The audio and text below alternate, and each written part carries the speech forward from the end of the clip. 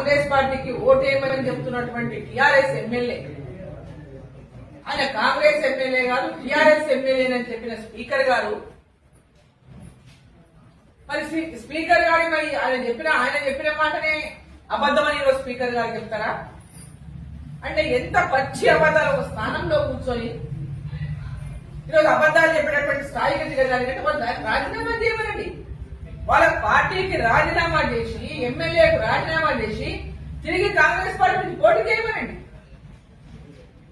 Congress party నాయకులు ఈరోజు అధికారంలో ఉన్నటువంటి కాంగ్రెస్ పార్టీ వేరే పార్టీ నుంచి మీరు ఎవరైతే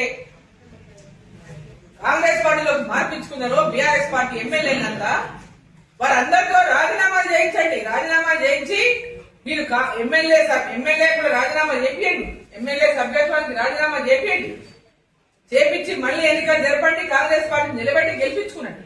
అంతే తప్ప ప్రజల్ని కోట్లనే మోసం చేస్తున్నారు మీరు. ఈవెన్ స్పీకర్ గారు కూడా కోట్లను మోసం చేస్తున్నారంటే ఇంతకంటే దారుణం ఇంకేముంది?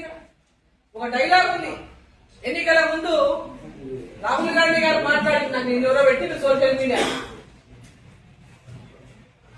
పార్టీలు మారిన వాళ్ళను అసలు దాని గురించి ఆయన ఏం డిస్కషన్ చేసిండు, ఏం మాట్లాడు ఒకసారి రిమైండ్ చేసుకొని చూడండి. రాహుల్ గాంధీ గారు ఎన్నికల ముందు మాట్లాడిన మాటలు ఒకసారి రేవంత్ రెడ్డి గారు కానీ కాంగ్రెస్ పార్టీ నాయకులు కానీ రాహుల్ గాంధీ గారు కూడా దాన్ని తను మాట్లాడిన మాటలను ఒకసారి చూసుకోవాలి.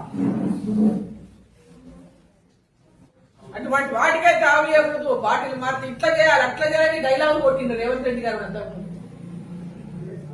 మరి ఈ రోజు బరాబర్ పార్టీలు మార్చుకున్నారు. వాళ్ళు చేసిన పని వాళ్ళ టీఆర్ఎస్ చేసిన పని, ఆనాడు బీఆర్ఎస్ పార్టీ చేసిన పని ఇలా కాంగ్రెస్ పార్టీ చేస్తుంది.